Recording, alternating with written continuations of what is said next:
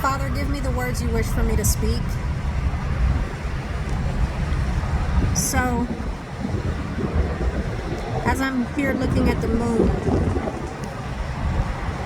that's low on the horizon next to downtown Oklahoma City, I'm actually not downtown. I'm actually here off of MLK Avenue, Boulevard rather, near Reno Avenue. And this intersection is actually where I met my prayer partner for the first time. And that was in March of 2021, just a few months ago. And the Father's been doing some miraculous things ever since we teamed up and started praying for the Father's will to be done on earth as it is in heaven. But there's a lot going on at this intersection.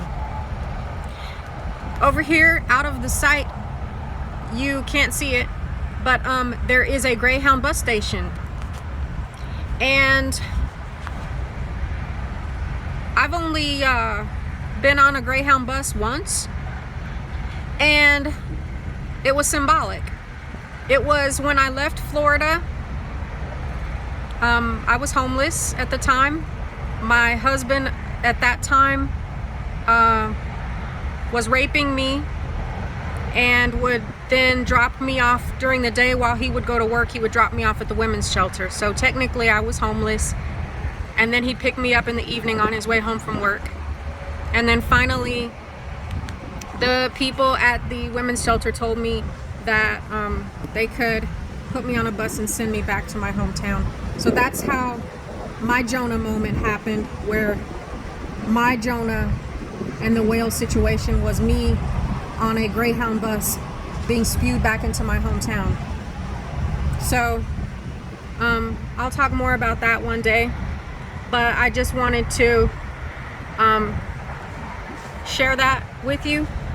That moon is a moon of judgment, and it's about to be hidden behind the building in a minute. But it's a moon of judgment. The Father is coming to judge this land, and best get your houses in order. I don't know what that looks like for you. I only know what it looks like for me. And I've already sacrificed and given up everything I had to give. Today, August 11th, is actually the second anniversary of the day that the Father inspired me to sacrifice my beauty as a sacrifice to Him, as a sacrifice of vanity and pride. And that's what I did. And yeah, it was scary. I didn't know what was gonna happen to me, but I still look the same. And yeah, nothing has changed except for my heart condition has changed.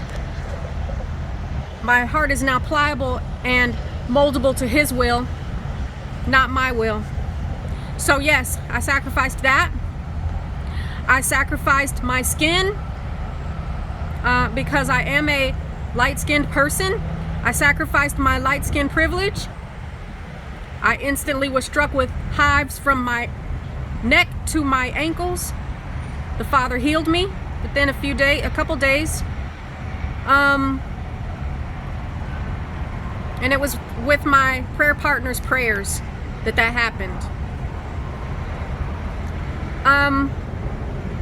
I sacrificed my marriage, which I recently left my husband, a cushy life that people would call it.